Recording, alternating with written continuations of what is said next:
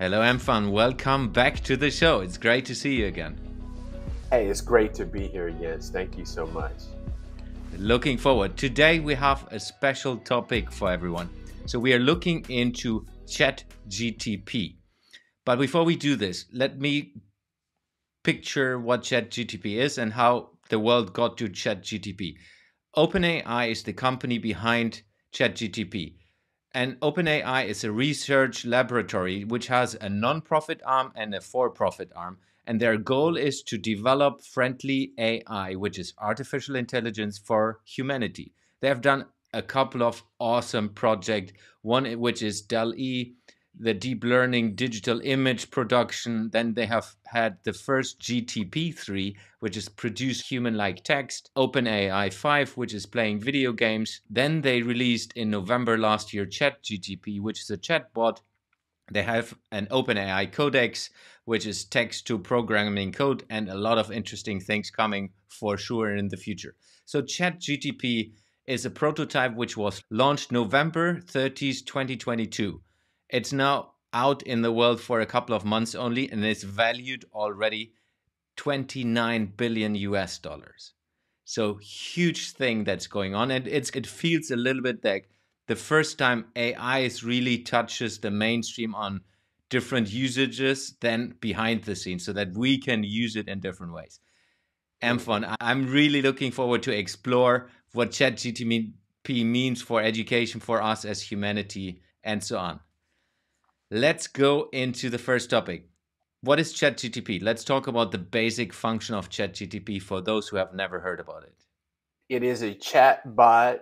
You can access it through a website. So you go to OpenAI, you click on the link Chat GPT, and really you sign in and you can start asking it questions. It will give you answers. You can ask it to do different tasks.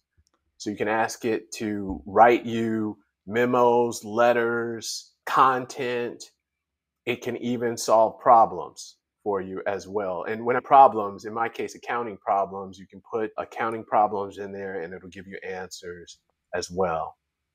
So it's a very, very interesting tool. Yeah. And I've used it I was just playing around with it over the last 3 months from day one. I think I got access.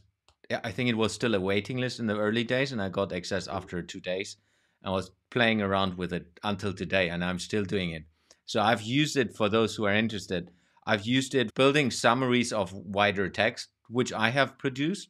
But because I'm not native English, my text is not perfect. So I've used, hey, write this in a professional language style. Yeah. And then it's writing it in a summary, which just sounds awesome. And then you can even write it in a humorous way, and then it's writing it in a humorous way. It's fascinating what's already possible with ChatGTP. And it's still a prototype. It's not a real version yet because it is a limited of data set which can be reached with it. They're charging me for it. I signed up for the plus version already. That's awesome. Yeah, I signed up for that prototype. And you're right, you can use translate different languages or have it to write text in different languages for you as well. And I just thought about one thing you said about the valuation of 29 billion. I would argue that the company is worth more than that. Yeah, I more agree. than 29 billion. It's already a couple of weeks ago. So it's Yeah, just increasing. yeah, it's increasing, and you have to think about we were talking a little bit about this earlier, the execution. So Yeah. the way that they've executed the rollout of this to me is just amazing. So November 30th, they open up the free website. I think it was 5 days. They got 1 million users. Yeah. Now they said active users. So I don't know if that's DAO or daily active users, but they got 1 million users. And I know that Netflix took 3.5 years to get to 1 million users. Facebook took, I think, about 10 months to get to 1 million users. So from thinking of it from that standpoint, they've set a benchmark for anybody else who's going to come in the space. Yeah. And from November 30th until now, so we're in February, who knows how many users they actually have. Huge. And then, yeah, it's huge. And that's the benchmark. So now whoever comes out, they've got to think about, I've got to get to 1 million or million plus in 5 days, or I'm still behind. So I think that would create, they'd have to spend money potentially to do that. And as far as marketing, and then you had me thinking about that because I just signed up for the Chat GPT Plus. So they're Yeah. $20, their paywall, their premium version. And I was thinking about the numbers from what I know. So they've got 1 million users in 5 days. And if we only count that million users and they're able to convert optimistically 10%, so that's 100,000. 100,000 times the $20, Per so month. yeah, $20 a month, you've got the $24 million in a year already. So you can project that out. I don't know Yeah. what their conversion rate is. And that's just based off of, can you imagine? That's based off of 5 days. Yeah. It's Five, it's most likely way higher. yeah, most likely. So that's why I say that valuation, just thinking about it. And you know what? Here's the other part of it. What they call the earned media. So we're on your podcast talking about it, and people are posting it. People are talking about it on TikTok, and all of this word of mouth that they're getting is also fueling it. And with the Microsoft and the Teams, so that's value too. So Yeah. whoever's coming in this space with something similar is going to have to spend in my unless and even if they have something, a magical product, they're still going to have to spend. They're going to have to outspend on awareness. So it's it's an interesting situation. Yeah, and it's quite interesting what I've heard, and now it's, I think, public as well, that Microsoft was investing into it, and they built a partnership early on, which means they're already looking into bringing it into the Microsoft ecosystem, where you can basically, I guess, in the future, do that as part of using Outlook, as part of using Microsoft Word, Excel, whatever you do. If you just imagine that it's just built into these things, it's incredible what can happen. You're Is absolutely right. They just announced they're going to roll out a premium version of Teams Yeah, powered by Chat GPT that will so it'll, from the way I understand it, will transcribe your Teams meetings for you. So you can go back and ask it, oh, hey, what did Yent say? Or yeah, what was said in this? Or you can translate it to another language. Or if, let's say, we talk about in our meeting about an appointment, it will write up an email and intuitively do things based off of the text in the meeting. So that's happening. I think it's $7 or $10 a month that they're going to roll that out. And when I saw that, I said, "Oh my goodness!" Because you have to think about the. So we were talking we were talking about a lot of stuff before this, but you think about the marketplace. yeah, You think about now, if you're using something like this, that now later on you can go back. Ooh, I didn't remember what time that meeting was. Oh, I need to figure out. Jens asked me to do something. Let me. Now you can go back instantly and get it. That sets the standard. So yeah, now you're using. So either A, if you're at a company that's using this, you don't want to go back to using Zoom or something no, that doesn't have it, right? no chance. The no chance. And plus, now you're more productive. Now you're able to get more done, right? And do more work in the same amount of time.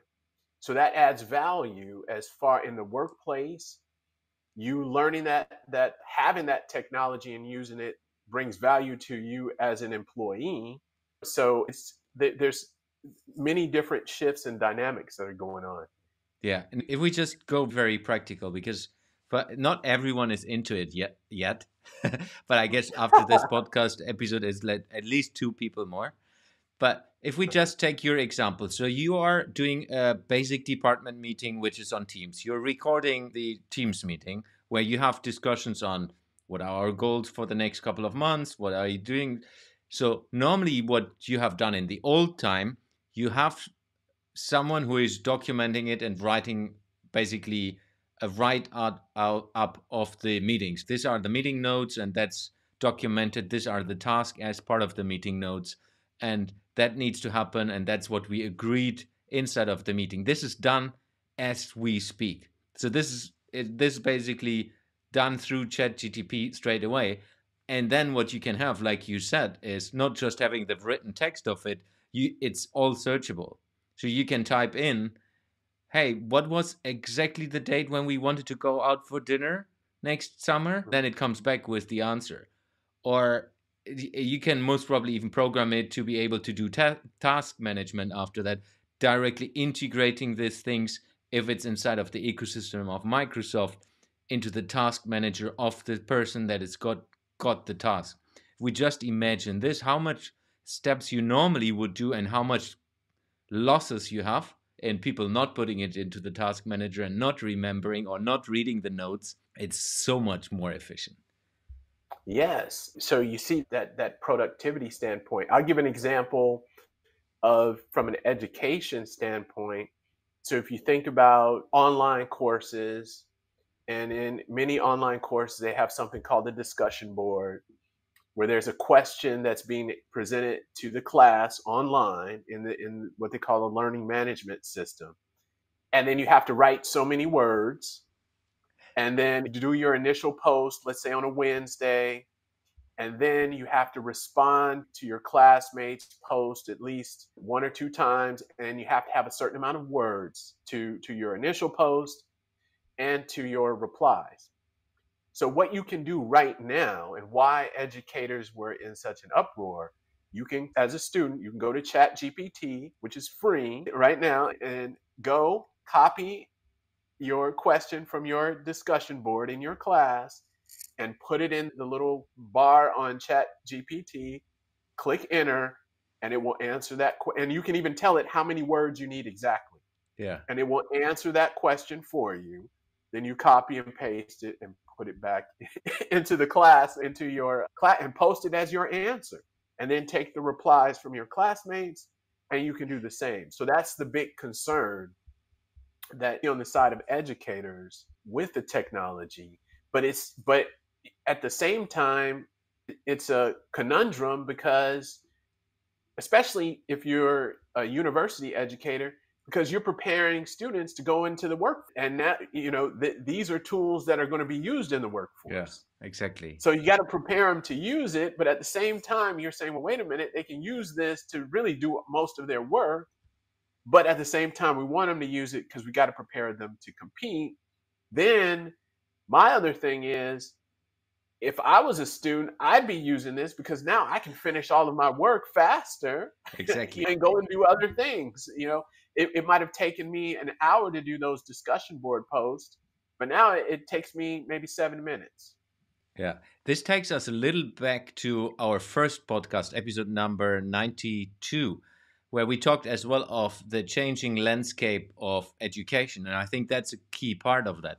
One of the things I believe, if we look backwards, we have learned, and that has changed now already. But when I was in school in the 80s and 90s, it was like you need to learn and you need to just repeat what you have learned. It's not really connecting it to world perspectives, getting your own perspective and learning how to learn. It was just, okay, I will remember this for the exam and then I forget it the next day. So all of that is not needed anymore in a way, because ChatGTP can give you the answer. But I think what we still need as humans is to evaluate the answers we get.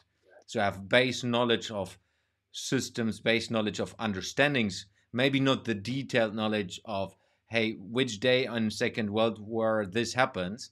It is more about, hey, what implications had the Second World War and how important was that in history for things. I think that's a key valuable thing where education needs to relearn of what are the things we need to teach people. It's not about remembering specific dates. It's more the importance and the human aspects of that. Yes, exactly. Understanding it. So I can give you an example. When this came out, I was asked to join a project. So it's 300 accounting professors getting together. So you can only imagine how this is working. We're led by a Dr. David Wood, who's at Brigham Young University He's really quarterbacking and putting all this together. And the thing we're doing, we're taking our exams, so our accounting exams, assignments, putting that in Chat GPT and seeing if it can answer the questions. So I used one of my final exams for this research, and the exam has the students, they get some information, they have to prepare financial statements, they have to prepare a statement of retained earnings, an income statement, a balance sheet, and a statement of cash flows with the numbers that are given. So I put these, so now we started this in January. So this is key. So you got to remember, Chat GPT was released November 30th. So it's the last day of November. So you got December, and then all of this was being, the data and everything is being put together. You know what? I'll take that back. Put together December and in January. So it's through December through January. Now this, where I put in my data was in, I want to say January. Chat GPT, the math. So it would do it would put in the listing of accounts. So the formatting, it did a good job, but it could not do the math. It failed the exam, unfortunately. So with that being said, yes, the students, so what I saw there at that time, so this is key, the dates are key. Yeah. So at that time I saw, okay, the students could use this because it's going to format and put everything in the right place, but the math is off. So they need to understand how the numbers work and how to put it together to check it. So they could get done with this a lot faster. So they can do the final exam pretty quick if they understand, like you said, are able to evaluate. Now, what happened on January 30th, they updated Chat GPT, and it's better with math. So when I signed up for the plus version, I just took one of the problems from that exam that I used for the final and for the research. I put that same problem in there, and within literally 30 seconds, it answered it created retained earnings, income. It answered the whole thing, and it answered it correctly. There was no, and what was interesting, there was no prompt. I didn't say answer this. I just copied and pasted the question, and it followed the question, what you're supposed to do, and in 30 seconds, it had it. Yeah, but so I think the key is, again, now you have students, they can just use the AI to do the work, but at the same time, I think it's important to understand it. So they still need to understand how it's put together. But again, going back to that efficiency, you're at the job, you're given this task, you can finish it in 30, it's done in 30 seconds, whereas it might take someone about 30 minutes to put everything together and check through it. So this is where we are. Yeah, the interesting part, and that plays to what you said with the dates, it's learning as often as people are putting things in. And what we have seen is that the demand of usage is so high that it was breaking down in between. Yeah. I think specifically over the last couple of weeks. If you just think about that, as more we use it, as better it gets. That's how the algorithm works with AI. And we are using it since November. Imagine we think about a year, November this year. It's already that incredible in 3 months. If you now look forward, what's going to happen? It's huge. It's incredible what this tool can do, or the algorithm. It's super powerful, which is as well a little bit daunting in, okay, how it can be dangerous in the wrong hands in the future. How do you think it'd be dangerous in the future? For me, it's more, depends, of course, on the data sources. But if you can research everything, like how to build an atomic bomb, which I think you can already on the internet today. But if you get more detailed instructions and everything, there are people who should not know how to do it, and they can. And I think that's just one of the examples, or how to overcome a a state in a different way. So how do you can do things, and you will get answers that will work because of the data you can get. And that's just if you think about terrorist attacks and these things, I'm pretty sure you could get so much information that you could do things way easier than today, where you would need years to get all that information. So it really depends on what the machine is feeding, and as well how it is then protecting. And that's for me the interesting part if we look at OpenAI and the promise of OpenAI of building something that's good for humans. So yeah, it's interesting where this will go over time. I'm super excited in a positive way. So I'm not seeing it negative. I'm excited too, and that's a valid point. And I think with the different, so that was a good point. When you think about these technologies, when you mention that, if you have to think about regulation or issues that may come up. When you thought about that, I thought about the metaverse. So there's issues in the metaverse, which, as far as I know, AltSpace VR, which is Microsoft, again, they've they've addressed it as far as assault in the metaverse. So if you go into their platform, you can create a space bubble. So other avatars can't get too close to you or come and touch you or move in too close. So you have your personal space. And these are things you think about, wait a minute, it's not me, but it's an avatar, but is it me? But then someone is getting too close. And then when you get inside, so if you go into these platforms and you're using it, it's spooky. Some of them are really, I don't mean that in a bad way, but eyes are blinking and you see these characters and okay, you say, well, yeah, someone getting too close may impact someone as well. Yeah. So those are issues. So with these technologies, those are things that you have to think about, how to regulate it and what ways to regulate it. Who should regulate it? Should it be the government? Should it be self-regulated? Who comes up with these things? Then the other thing that we're talking about, Chat GPT, but what about the other platforms? Because there's other ones, and there's going to be other ones. I think Google is meeting next week to talk about their search engine, and everyone's saying they're probably going to announce some sort of chatbot. They have it already ready, because I think it was more than a year back, if not even 2 years, where I don't know if you have seen the video where there was the phone call making a hairdresser appointment that was totally done by AI. So it was working already at that time, which that was a specific use case, but I've heard that it is working. They just haven't released it because they said it's too dangerous for the world right now in the way they have done it. So I'm pretty sure they have something up their sleeves. Not sure if they're that far comparable to Chat GTP, but it will be an interesting one. But yeah, you have to think about it. If they got 1 million active users in 5 days, so, and like I said, I was thinking about this. Imagine so this is what I was thinking about. They've got 1 million active users in 5 days. We don't know how many users they have, but now they've got a conversion base. They got me. Yeah. How did they get me? I already signed up for the chat for the free version. So they sent me an email, said, hey, you can join in on the plus $20. I signed up.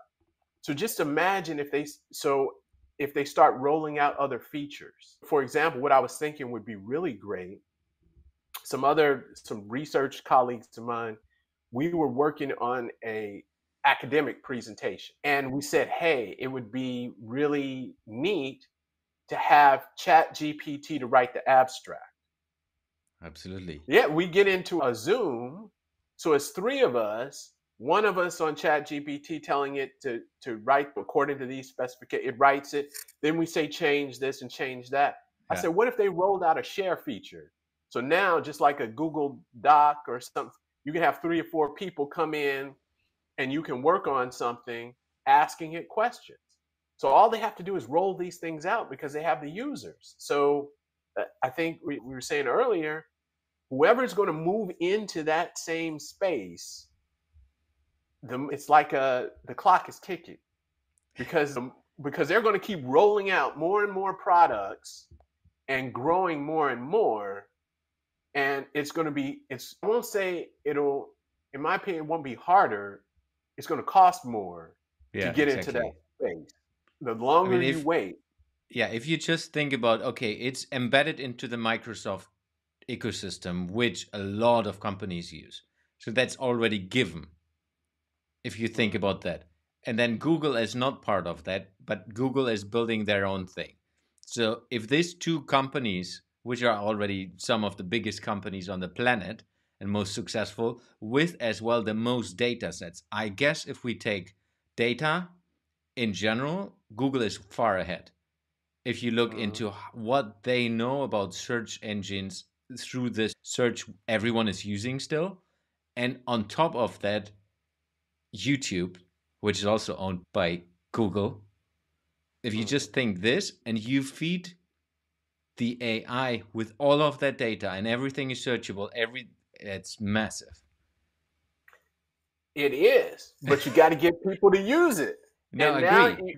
you've got Open AI and the Chat GPT. They're giving it away for free. 1 million users in 5 days. Now they can, and I love what they did because the marketing, everybody thought it would be $45 a month, and then they release it for $20 a month. Yeah. The If you have enough premium, users, that's okay. yeah, I guess. you're right. It's okay. So you got the $20 a month, and now it's with Microsoft Teams, and who knows what else they're going to roll it out in. So now you got to start. How are you going to compete? You got to spend money. It's gonna. And Yeah, I but think it's let me ask you this question, Jens. You said that they didn't want to release it because it's too dangerous. So then why do you think they want to release it now? It's no longer dangerous? no, I think they will because they have the pressure. For me, it's more about the specific use case because right now, Chat GTP is a lot of users are just playing with it. They're like I do. I try to produce social media posts, which work fantastically. Sales Uh-huh. letters, as an example. Hey, write this type and this style into an email sales letter. That's working perfectly. So I think these are all specific use cases. Then it's more about if someone comes up with a very interesting use case that is used. So just what Microsoft already said, they will include it into the Bing search engine, which is owned by Microsoft. That's a huge thing. But Bing is not used by everyone. Most people are still using Google for search if we take worldwide.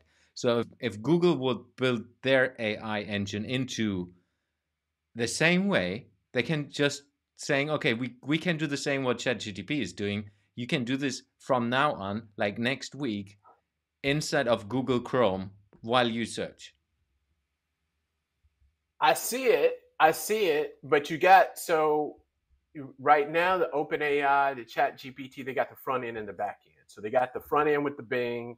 So the search engine, the back end, they've got the Microsoft Cloud. They're using that. Yeah. I see that, but at the end of the day, we we know Chat GPT, they've got the numbers. So they got the people on board, they got the people using. They need to convert or get people to start using it through Bing. So that one I seen. The question is, how would Google integrate it into they've got to come up with something. And it's like they've got to get people either from Google to go to their product, or how That's are they why going I'm to integrate? that's why I'm saying Yeah. they should integrate it straight away into the Google ecosystem, that it's not something extra. So you use Gmail, for example, it should be integrated. You Google search, it should be integrated so that it's natively part of what you do and you don't need to go somewhere else. And I think that's a competitive advantage they have because they have way more than, if we take total users of Google, it's still way more than what ChatGTP has. So that's their advantage right now. But here's the cost. It's going to impact their ad revenue model for Absolutely. Google. I think that's the key part. How do they earn money? Yeah, and they got to make money. So again, it's going to cost them a lot, and it's just interesting because they, like you said that, and I like you said pressure, because at the end it's one of those, to in just assessing it. I don't know the ins and outs of Google or OpenAI, but just as you mentioned, you can see there's obviously some sort of pressure there And you can see the more they're gaining that momentum, the greater that pressure is, because they know eventually, this is what's great about technology, Chat GPT is not going to go backwards. They're going to Yeah. keep going forwards and getting better and better. And they've already got another version. And if they keep rolling these, so think about it. They came out with it November 30th. So you say November 30th to December, and then January 30th, they did an update. Does that Yeah. mean they're going to update it every month and roll out new? And we don't know, but they're sending that signal that they're moving forward with it. They're integrating, so they're scaling. They're looking to grow. So Yeah. And if you then think from the totality, if they open, I'm even not sure. I think they have open APIs, which other products can use the data as well. One example, I'm cutting all my videos, everything podcast wise is cut through AI. So I'm using yeah, AI in cutting my podcasts, yeah, which is already phenomenally faster than I doing this, like manually. And yes, it's super duper. Just thinking about adding that on top of that, imagine. yeah. But you've already using it. It's a GPT-3 product, or is No, it an no, open AI? it's a separate product. It's a different Got company. it, got It's called Descript. I can put the link into the show notes for everyone who is interested. It's phenomenal. It's it. really good. Yeah. So this is how it's making things efficient. It's Exactly. making things very efficient. And like I said, I think OpenAI is gonna, as far as execution and rollout, I think they're gonna be in the books Yeah. for They are for already. what they're doing right now and the way that they're executing and growing so rapidly. And you're right, not everyone is using it. And that's at this point. Now, I was in a meeting and one of my colleagues was saying, I think it was, I won't give the percentage, but we were talking about it in one of our meetings, and he was saying a large percentage of students are using it to write papers. Yeah, You that's know, cool. Though yeah, I have to say, correct me if I'm wrong, it's only in English right now, right? I have I tried it in thought. German. It didn't work. Uh-huh. Okay, I thought you can So use it to translate. yeah, maybe you can translate this to this language, but just Mhm. having the normal chat version of it, I'm not sure if it works in different languages. Gotcha, gotcha, But I'm uh, not 100% sure. Maybe that has changed already since I tried it last time. gotcha. Oh, so Be, as be, far as people using it for papers and things, so just in English, if yeah, they're, that's I what I see what was you're saying. thinking. Because, and I'm saying that because if you take my ecosystem, my family and friends who are living still in Germany, they've never heard about it. So it's still Oh, early innovators. Now it's getting a bit more into the curve where it's like the early adapters are on it, but I guess it's not mainstream yet. So it's not on that curve where you say everyone knows about this, everyone has heard about it.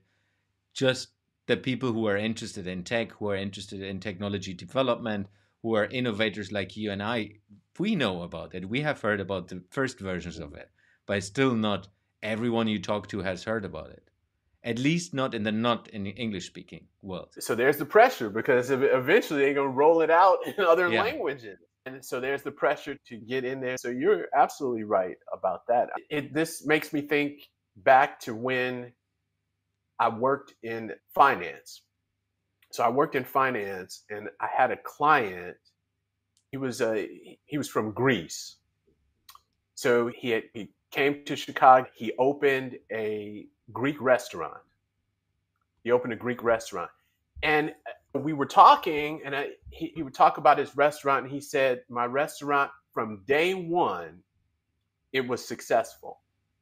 So I was just curious because we've got quite a few Greek restaurants, but this restaurant, he said it was more of a fast food. So you go in, you buy these, not really a sit down restaurant. You buy these, I guess you call it gyros. You buy that was his main thing he was selling.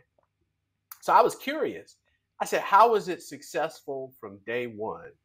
And he said, Mfon, I come from a small place in Greece. I didn't go to school, to any big schools or anything, but I know people. and word of mouth. So he said what he did was, on the first day he opened up, he gave away about $10,000 worth of food, of gyros. He gave it away.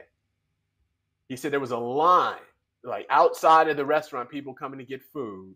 Yeah. And he said every day at lunchtime, there was always a line until he sold the restaurant. And he said, after I didn't do any advertising, I didn't do anything else after that. I just gave away the food and that was it. And then I was able to sell it. And he sold that restaurant more than what he had heard other people had sold their restaurant, because he always had people, always had a line. Everyone was talking about it. So when I see how they're doing this, how they're executing on this, I think about that restaurant, right? So if you were coming to a neighborhood and you want to buy a restaurant, a Greek restaurant or a restaurant, and you see this one and they got lines, you're watching it, and every day for a month, they've got lines and lines of people in there. And then you got another one that opened maybe 3 months later, but they've got good food, but they don't have those lines. Yeah. No one's talking about it. You want to go into that one. 100%. So this makes me think about that conversation. Yeah. Before we finish up, let's look into the future. So if we record an episode end of this year, end of 2023, where ChatGTP and the development of ChatGTP is 1 year old, where is it? What do you think? What impact do we see in the world? And maybe if you want, we can talk about the educational world where you work in and the implications of ChatGTP in that space. Yeah, so I think we're going to see deeper penetration, so wider use. We're also going to, unfortunately, my thought is there may be a rift. So ultimately, there's going to be some sort of divide. And what I mean by that is it's going to get better and better, but there's going to be more paywalls. And I think you're going to see that there's going to be more and more paywalls. And depending on the price points might increase. So you'll see a rift where you may have some people who are able to afford these tools, and then you'll see people who are not able to afford them.